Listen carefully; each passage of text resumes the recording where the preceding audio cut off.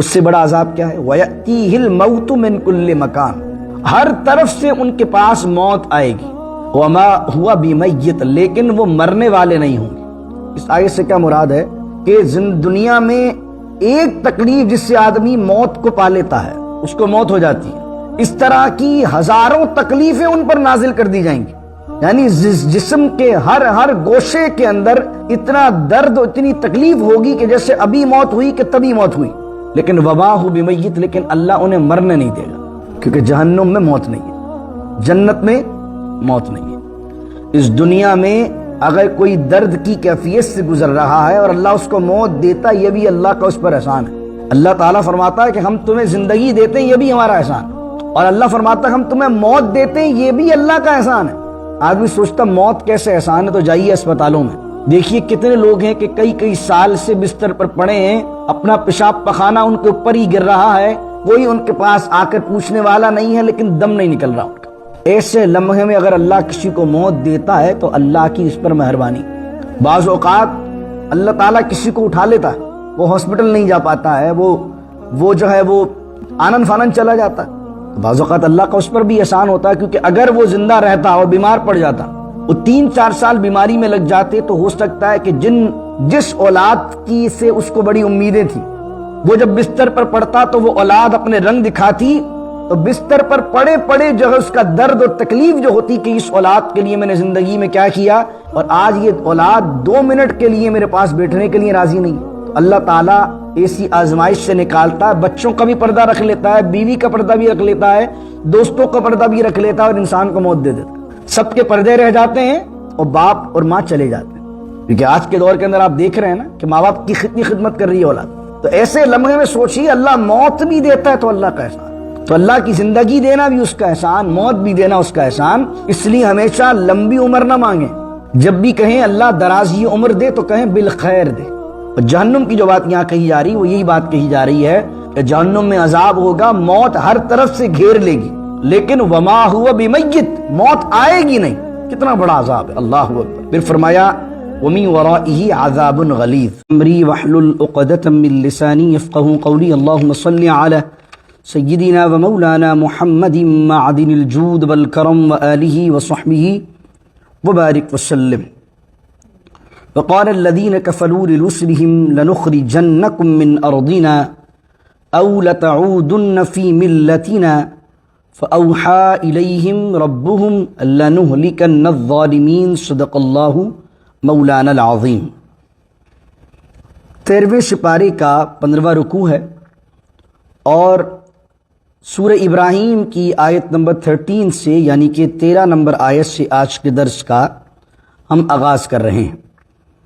اللہ رب العزت فرماتا ہے وقال الذین کفروا لرسلہم، اور کہا ان لوگوں نے جنہوں نے کفر کیا، لرسلہم رسولوں سے، کہ لنخرجنکم من ارضنا، کہ ہم تمہیں ضرور اپنی اس زمین سے، اپنے ملک سے نکال دیں گے، او لتعودن فی ملتنا، یا تم دوبارہ اپنی ملت کی طرف لوٹ آؤ، ہماری ملت کی طرف لوٹ آؤ. فاوحا الیہم ربہم، تو وحی کی اللہ نے اپنے ان بندوں کی طرف، اپنے فرمانبردار بندوں کی طرف یا اپنے نبیوں کی طرف، کہ لنہلکن الظالمین، ہم ضرور ظالموں کو ہلاک کریں گے. نبی کریم صلی اللہ علیہ وسلم نے جب دعوت دین دی تو مشرکین مکہ نے آپ کو دھمکی دی کہ آپ اپنی اس دعوت سے باز آ جائیں اور دوبارہ ہماری ملت کی طرف آ جائیں، وگرنہ ہم آپ کو مکے سے نکال دیں گے.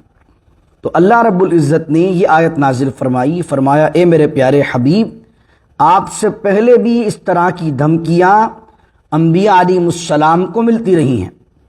اور اس کے علاوہ یہاں جو یہ لفظ استعمال کیا کہ آپ ہماری ملت میں دوبارہ لوٹ آئیں، تو ذہن میں ایک سوال پیدا ہوتا ہے کہ کیا اعلان نبوت سے پہلے نبی جو ہوتے ہیں کیا اپنی قوم کے عقائد پر ہوتے ہیں؟ کیونکہ وہ کہہ رہے ہیں دوبارہ لوٹ آؤ، تو اس سے ایک مفہوم تو یہ پیدا ہوتا ہے کہ شاید پہلے اسی ملت میں تھے، پھر اس ملت کو چھوڑا، تو اب وہ کہہ رہے ہیں، ڈیمانڈ کر رہے ہیں دوبارہ آ جاؤ. یہاں یہ مراد نہیں ہے، بلکہ یہ ہے کہ جب تک اللہ کا حکم نہیں ہوتا دعوت کا، نبی دعوت نہیں دیتے. اور جب تک دعوت نہیں دیتے اس وقت تک خاموش رہتے ہیں۔ تو اب مشرکین یا وہ باطل قومیں کیا ڈیمانڈ کر رہی ہیں کہ تم واپس اسی طرح خاموش ہو جاؤ جس طرح ایک عرصے تک تم ہمارے درمیان رہ کر خاموش رہے، لیکن چونکہ اب اللہ تعالیٰ نے حکم فرما دیا دعوت کا تو انبیاء دعوت دی تھے۔ تو جب انہوں نے یہ دھمکی دی تو اللہ نے تسلی کے لیے انبیاء کو کہا کہ ہم ضرور ان ظالموں کو ہلاک کریں گے، پریشان ہونے کی بات نہیں۔ وَلَنُسْكِنَنَّكُمُ الْأَرْضَ مِن بَعْدِهِمْ، اور ان کے بعد ضرور تمہیں اس سرزمین میں آباد کریں گے۔ اس زمین میں جس سے نکلنے کی دھمکیاں تمہیں یہ مشرکین دے رہے ہیں، اللہ ان کو نیست و نابود کرے گا اور ہلاک کرے گا، اور اسی زمین میں اللہ تمہیں آباد کرے گا، کیونکہ زمین جو ہے وہ اللہ کی ہے۔ اور انہوں نے مشرکین نے کیا کہا تھا؟ من ارضنا، ہماری زمین، ہم نکالیں گے تمہیں۔ تو یہ ساری زمین اللہ کی ہے، تو اس زمین سے کوئی کسی کو نہیں نکال سکتا جب تک اللہ نہ چاہے، کوئی کسی پر زمین کو تنگ نہیں کر سکتا۔ تو وہ مشرکین نے بات کی کہ ہم تمہیں نکال دیں گے، تو اللہ کہہ رہا ہے ہم ان ظالموں کو ہلاک کریں گے اور ایمان والوں کو زمین میں رہنے کے لیے جگہ دیں گے۔ یہ ایک اشارہ ہے فتح مکہ کے لیے بھی، کہ آج جس مکے سے میرے پیارے حبیب آپ کو یہ نکال رہے ہیں، اللہ ان قریب ان کو ہلاک کرے گا اور آپ کو فتح و نصرت عطا فرمائے گا، اور مکے کی سرزمین آپ لوگوں سے آباد ہوگی۔ اور اللہ تعالیٰ کن سے آباد کرے گا؟ کہا ذالک لمن خاف مقامی وخاف وعید، یہ اس کے لیے مژدہ ہے، یہ اس کے لیے خوشخبری ہے، یہ اس کے لیے نوید ہے زمین میں آباد کرنے کی، جو اللہ کی بارگاہ میں کھڑا ہونے سے ڈرتا ہے۔ وخوف وعید، اور اللہ کی وعید سے یعنی اللہ کے عذاب کے وعدے سے ڈرتا ہے۔ واستفتحوا وخاب کل جبار عنید، واستفتحوا کے دو ترجمے کیے گئے ہیں۔ اگر اس میں جو سبجیکٹ ہے وہ کافر لیں گے تو ترجمہ ہوگا کہ کافروں نے طلب کیا عذاب کو، اور اگر اس کا سبجیکٹ لیں گے آپ انبیاء تو مراد ہوگا کہ انبیاء نے فتح کی دعا مانگی، یعنی انبیاء علیہ السلام ہمیشہ ہدایت کی دعا کرتے رہتے ہیں، لیکن جب قومیں نہیں مانتی ہیں تو بالکل آخر میں انبیاء فیصلے کی دعا مانگتے ہیں، ربنا افتح بیننا وبین قومنا بالحق وانت خیر الفاتحین، کہ الہی حق کے ساتھ ہمارے اور ہماری قوم کے درمیان فیصلہ کر دے، بے شک تو سب سے بہتر فتح کو عطا فرمانے والا ہے۔ تو انبیاء نے جب یہ دعا کی تو اللہ کہہ رہا وخاب کل جبار عنید، تو نامراد ہوا ہر سرکش اور ہر ضدی اور ہر درم اور اناد رکھنے والا۔ جبار اللہ کا بھی نام ہے، اور جبار بندے کو بھی کہہ دیتے ہیں، جس طرح قرآن نے یہاں کافر کو جبار کہا۔ تو علامہ سعیدی تبیان القرآن کی تفسیر میں لکھتے ہیں، کہتے ہیں جبار کسے کہتے ہیں؟ جبار اسے کہتے ہیں کہ جس کے آگے سب مجبور ہوں، اس کو جبار کہتے ہیں۔ جیسے شریعت کے معاملات میں انسان آزاد ہے، نیکی کرے جب بھی ارادے سے کرتا ہے، بدی کرے جب بھی ارادے سے کرتا ہے، لیکن جو قدرتی معاملات ہیں اس میں ساری مخلوق اللہ کے آگے مجبور ہے، یعنی کوئی اپنی مرضی سے پیدا نہیں ہو سکتا ہے اور کوئی اپنی مرضی سے مر نہیں سکتا۔ کوئی بولے کہ مجھے جو ہے وہ 2050 میں پیدا ہونا ہے، یا میرا بچہ جو ہے وہ 50 میں پیدا ہو، اتنے سال کا ہو، اتنی رنگت کا ہو، یا میں فلاں ایج میں مروں، تو کوئی گارنٹی نہیں۔ ساری دنیا مل کر یہ چاہے کہ سورج صبح اتنے بجے نکلا کرے اور شام میں اتنے بجے غروب ہوا کرے، یہ اللہ کے تکوینی معاملات ہیں، قدرت کے معاملات ہیں۔ تو یہ اللہ کی شان ہے، اللہ کو جبار کہیں گے تو یہ اللہ کی شان ہے۔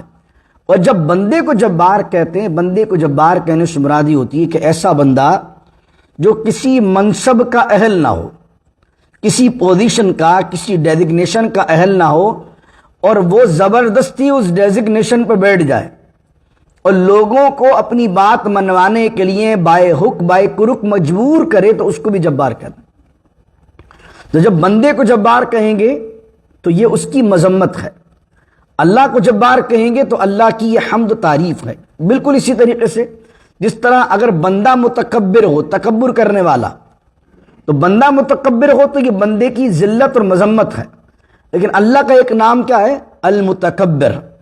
بھائی وہ خالق ہے، وہ مالک ہے، اتھارٹی اس کے پاس، بادشاہی اس کے پاس، تو تکبر یعنی کبریائی، بڑاپن اس پر جچتا بھی ہے۔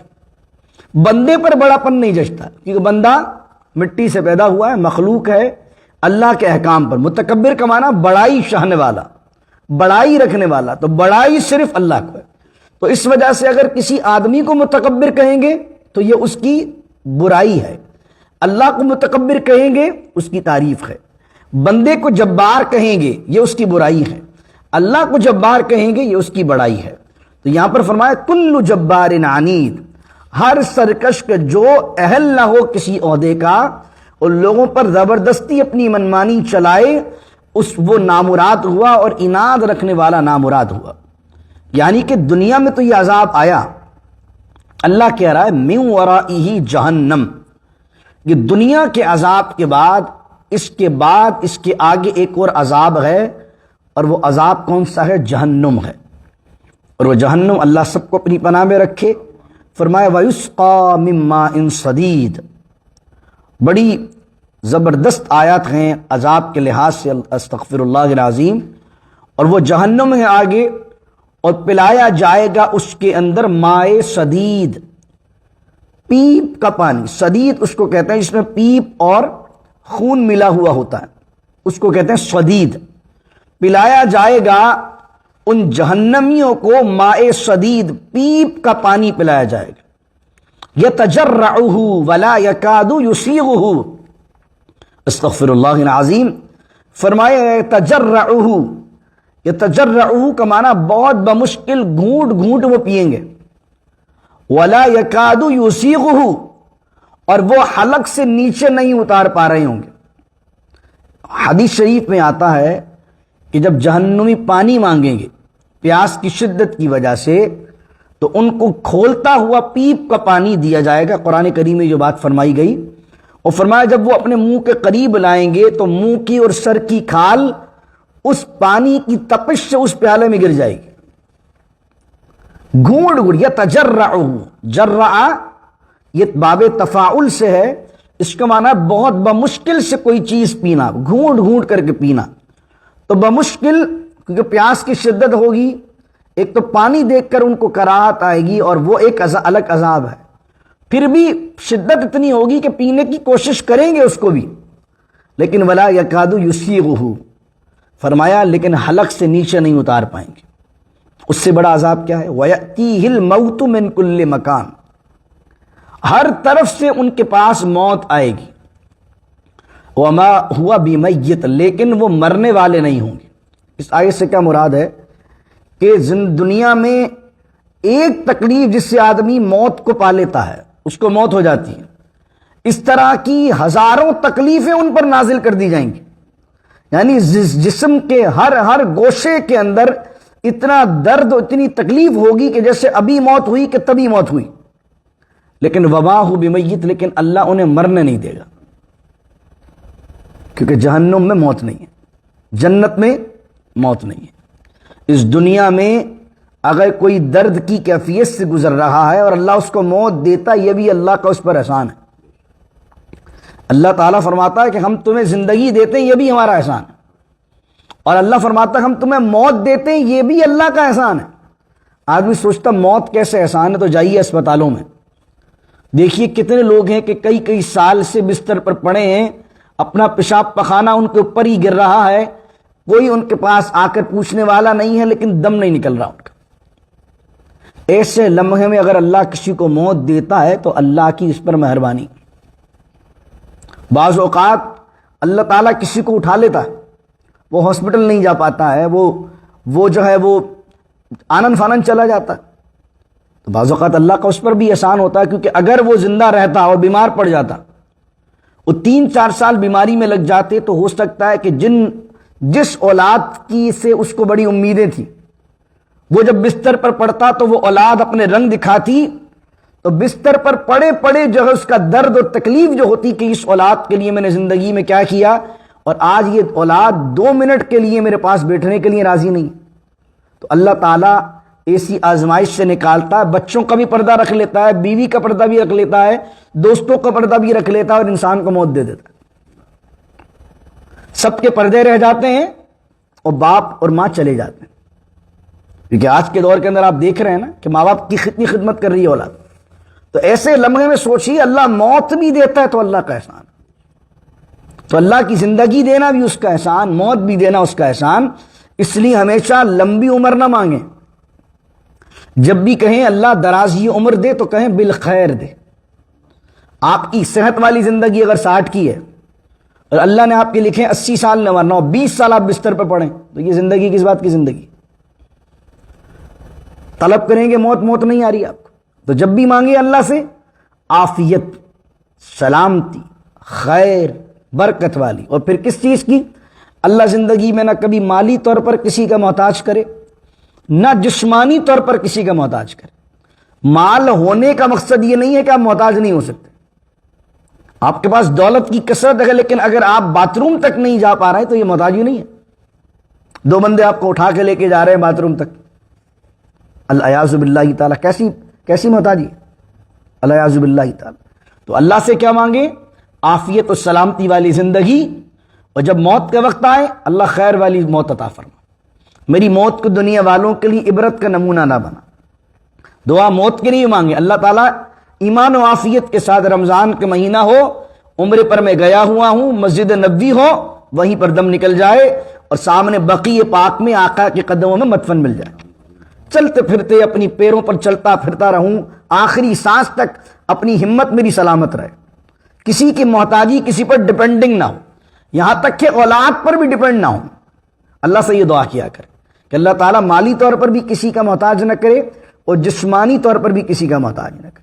اور جہنم کی جو بات یہاں کہی جا رہی وہ یہی بات کہی جا رہی ہے کہ جہنم میں عذاب ہوگا، موت ہر طرف سے گھیر لے گی، لیکن وما ہوا بمیت، موت آئے گی نہیں۔ کتنا بڑا عذاب ہے، اللہ اکبر۔ پھر فرمایا ومن ورائہ عذاب غلیظ، اور اس کے آگے پھر ایک اور عذاب، پھر ایک اور عذاب، تسلسل کے ساتھ، کیونکہ بعض اوقات ایک عذاب اگر ایک پٹائی لگائی جائے تو پٹنے والے کی عادت بن جاتی ہے، بھائی 100 ڈنڈے پڑنا، چلو 100 ڈنڈے کھا لو، ایک دن کھائے گا، 2 دن کھائے گا، 3 دن کھائے گا، وہ 3-4 دن بعد اس کا ہیبیچل ہو جائے گا۔ تو جہنم کے اندر کیا ہے؟ مفسرین نے اس آیت میں لکھا کہ ایک عذاب ملا، اب الگ شدت کے عذاب کی کیفیت ہے، تاکہ بار بار وہ ایک ذہنی کرب سے اور ایک جسمانی کرب سے گزرتا رہے۔ اللہ ہم سب کو جہنم کی سختیوں سے بچائے، اور حضور جان عالم صلی اللہ علیہ وسلم کے صدقے، ان کے طفیل، آپ کی شفاعت کے وسیلے سے ہمیں جنت میں داخلہ عطا فرمائے۔ فرمایا مثل الذین کفروا بربہم اعمالہم کرماد اشتدت بہ الریح فی یوم عاصف، کہا ان لوگوں کی مثال جنہوں نے اپنے رب کی ناشکری کی، اپنے رب کا کفر کیا، ان کے اعمال کیسے ہیں؟ کرماد اشتدت بہ الریح فی یوم عاصف، ان کے اعمال راکھ کی طرح ہیں۔ جو آگ لکڑی کو جلاتی ہے اور لکڑی جلنے کے بعد کیا بن جاتی ہے؟ راکھ۔ راکھ سمجھتے ہیں نا؟ کرامات، راکھ کی طرح ہیں ان کے اعمال۔ اشتدت بہ الریح فی یوم عاصف، تو آندھی والے دن کوئی تیز ہوا کا جھونکا آئے تو مجھے اور آپ بتائیے راکھ کا کیا ہوگا؟ اگر کسی بندے نے تھوڑی راکھ جمع کر کے ایک ٹیلا بنا لیا تو وہ سمجھ رہا دیکھو اتنی راکھ میں نے جمع کر لی ہے، تو اللہ کہہ رہا ہے کسی ایک دن آندھی والا، بار بار آندھیوں کا نہیں کہا، فی یوم عاصف، ایک دن کوئی آندھی والا آیا اور تیز ہوا کا جھونکا آیا تو جتنا بڑا ٹیلا راکھ کا بنا ہوا ہوگا سب کا سب نکل جائے۔ تو کہا جو اپنے رب کا انکار کرتے ہیں وہ دنیا میں کتنے ہی اچھے اعمال کر لیں، چیریٹی ہوم بنا دیں، اولڈ ایج ہوم بنا دیں، لوگوں کو کچھ پیسہ پائی دے دیں، کچھ بھی کر لیں، لیکن اگر وہ ایمان صالح پر نہیں ہے، تقوی پر نہیں ہے، اللہ اس کے رسول کو نہیں مانتے ہیں، تو ان کے اعمال کی مثال اللہ کے نزدیک اس راکھ کی طرح ہے کہ آندھی والے دن وہ ساری راکھ اڑ جائے گی۔ لا یقدرون مما کسبوا علی شیء، اور وہ قوت نہیں رکھیں گے، طاقت نہیں رکھیں گے کسی بھی طرح اپنی کمائی پر، یعنی قیامت کے دن وہ جب راکھ اڑ گئی تو اللہ کی بارگاہ میں کیا پیش کریں گے؟ وہ ایمان پیش کرنا ہے اور ایمان کی بنیاد پر اعمال پیش کرنا ہے۔ پھر فرمایا ذالک هو الضلال البعید، اور فرمایا وہ بہت دور کی گمراہی کے اندر ہیں۔ اب آخری آیتیں اس رکوع کی، الم تر ان اللہ خلق السماوات والارض بالحق، کسی کے ذہن میں سوال آئے کہ اگر ہمیں عذاب اللہ دے گا تو اس دنیا میں رہے گا کون؟ تو اللہ کہہ رہا ہے الم تر ان اللہ، کیا تم نہیں دیکھتے کہ بے شک اللہ تعالیٰ زمین و آسمان کو پیدا کرنے والا ہے، اس نے پیدا کیا ہے ان چیزوں کو حق کے ساتھ۔ ان یشأ یذہبکم، تو اگر وہ چاہے تو تمہیں لے جائے، یعنی تمہیں تباہ و برباد کر دے۔ وَيَأْتِ بِخَلْقٍ جَدِيدٍ، اور ایک نئی مخلوق کو دوبارہ سے یہاں آباد کر دے۔ جس نے آسمان و زمین بنائے ہیں، اتنا بڑا آسمان، اتنی بڑی زمین، تو ایک 6 فٹ کا آدمی بنانے کے لیے اس کو کتنی دیر درکار ہے؟ تو اگر تم نافرمانی کرتے ہو تو اس کے لیے مشکل نہیں ہے، وہ چاہے تو تمہیں سب کو جو ہے لے جائے، ہلاک کر دے، اور تمہاری جگہ نئے لوگوں کو لے آئے۔ وَمَا ذَلِكَ عَلَى اللَّهِ بِعَزِيزٍ، اور اللہ کے لیے کچھ کرنا مشکل نہیں ہے، اللہ کے لیے کوئی کام ہارڈ نہیں اور ڈیفیکلٹ نہیں ہے۔ آخری آیت ہے وَبَرَزُوا لِلَّهِ جَمِيعًا، برزو کا معنی ہوتا ہے پیش ہونا، سامنے ہونا، کھلے میدان میں کھلی جگہ پر سامنے آ جانا، اس کو برزو کہتے ہیں۔ اور برزو کا ایک معنی ہے ظاہر ہونا، بے نقاب ہو جانا۔ تو اللہ فرما رہا ہے وَبَرَزُوا لِلَّهِ جَمِيعًا، قیامت کے دن سب بے نقاب ہو جائیں گے، سب کے سب، چھوٹے بڑے امیر غریب سب اللہ کے سامنے جمع ہو جائیں گے، اللہ کے سامنے پیش ہوں گے، امیر بھی غریب بھی، لیڈرز بھی ان کے فالوورز بھی۔ تو اب کیا کریں گے؟ جو غریب لوگ ہوتے ہیں، کمزور لوگ ہوتے ہیں، وہ کیا کرتے ہیں؟ ہجوم دیکھ کر پیچھے چل پڑتے ہیں، یہ نہیں دیکھتے ہدایت کی طرف وہ بندہ ہے کہ نہیں ہے۔ اب قیامت کا دن ہوگا، وہ لیڈرز بھی کھڑے ہوں گے جو گمراہ تھے، اور وہ ضعیف لوگ بھی اور کمزور لوگ بھی کھڑے ہوں گے۔ تو قرآن کہتا ہے جب یہ سب کے سب اللہ کی بارگاہ پیش ہوں گے تو فَقَالَ الضُّعَفَاءُ لِلَّذِينَ اسْتَكْبَرُوا، تو کمزور لوگ کہیں گے ان سے جنہوں نے دنیا میں تکبر کیا تھا، یعنی ان کو پیسوں کا گھمنڈ تھا، ان کو لیڈر بننے کی خواہش تھی، تو زمین کے اندر منصب کی وجہ سے یا مال و دولت کی وجہ سے وہ متکبر تھے، استکبرو، تکبر کرنے والے تھے۔ تو ان تکبر کرنے والوں کے گھمنڈ کے پیچھے بھی نعرے لگانے والے تو ہوتے ہی ہیں۔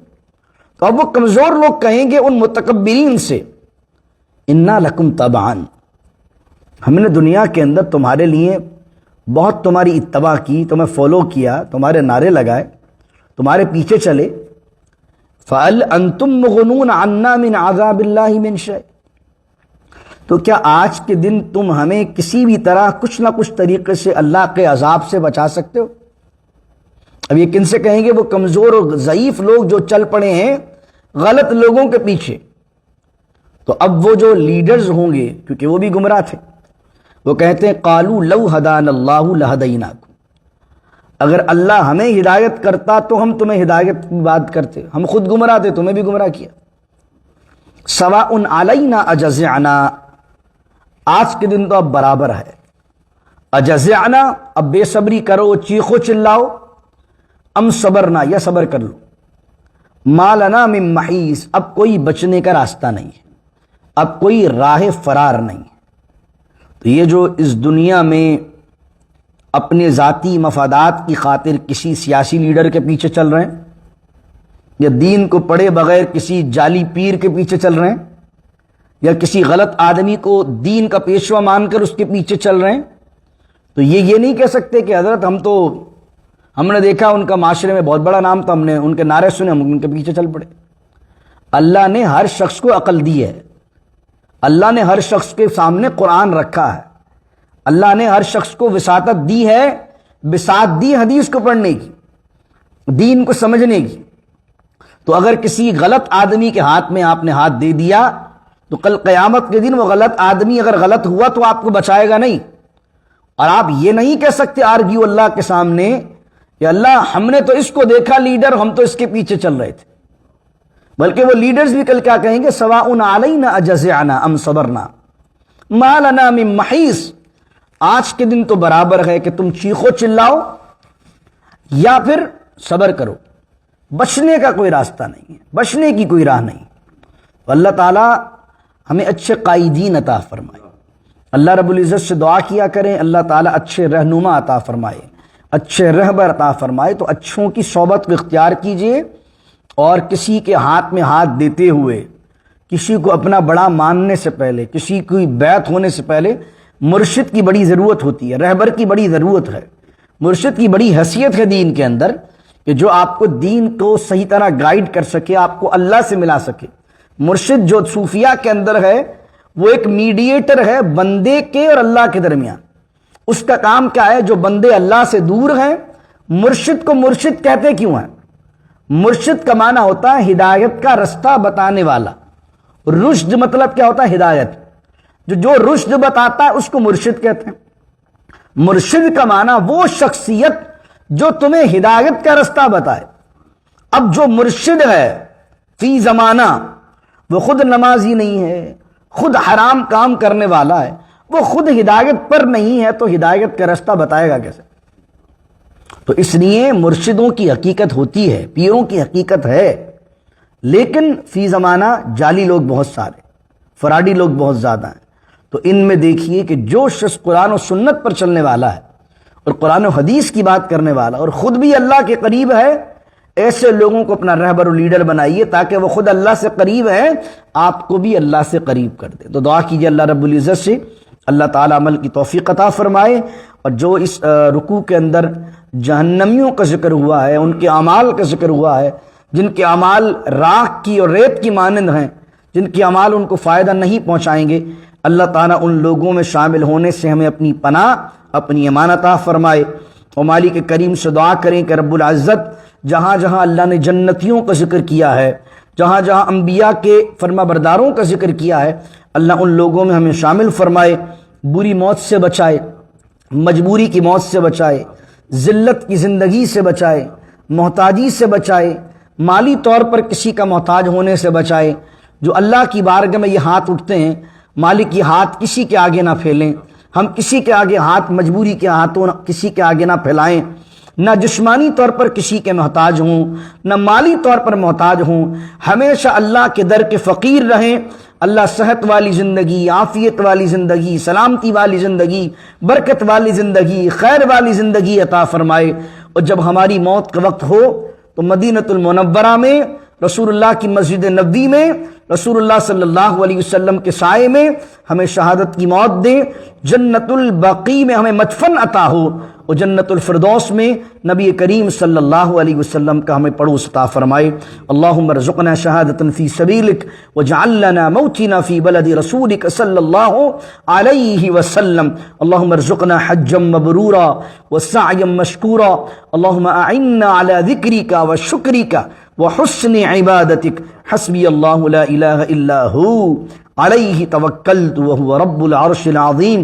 اللہم اکفنا بحلالک عن حرامک واغننا بفضلک عمن سواک واحفظنا بما حفظت به الذکر وانصرنا بما نصرت به الرسل انک علی کل شیء قدیر۔ میں نے آپ کو کہا تھا یہ دعائے حاجات یاد کر لیں، یہ وہی دعا ہے کہ اللہ آپ کو اپنا ہی محتاج رکھے گا۔ اللہم اکفنا بحلالک، اے اللہ مجھے حرام سے دور کر کے حلال کے ذریعے کفایت کر، یعنی حلال مال ہی مجھے کافی ہو۔ اللہم اکفنا بحلالک عن حرامک، پھر فرمایا اللہم اکفنا بحلالک عن حرامک واغننا بفضلک عمن سواک، اور اے اللہ مجھے غنی کر دے اپنے فضل سے کہ مجھے کسی اور کی ضرورت ہی نہ ہو، کسی اور کی محتاجی پیش ہی نہ آئے، اپنے فضل سے مجھے غنی کر دے۔ واحفظنا بما حفظت به الذکر، اور اپنی حفاظت کا حصار مجھے ایسے عطا فرما جیسے تو نے اپنے ذکر کی حفاظت فرمائی ہے، جیسے قرآن کی حفاظت فرمائی ہے۔ اے اللہ تعالیٰ گناہوں سے، دشمنیوں سے، شر سے ہماری حفاظت فرما۔ وانصرنا بما نصرت به الرسل، اے اللہ جس طرح تو نے اپنے نبیوں کی اور رسولوں کی مدد فرمائی ہے، مولا اس طرح ہماری مدد فرما۔ انک علی کل شیء قدیر، بے شک تو ہر چیز پر قادر ہے۔ اللہ یہ دعا ہمارے حق میں، ہماری اولاد کے حق میں قبول فرما۔ وصلی اللہ تعالی علی خیر خلقہ محمد وعلی آلہ وصحبہ اجمعین برحمتک یا ارحم الراحمین۔ لا الہ الا اللہ محمد الرسول اللہ صلی اللہ علیہ وسلم۔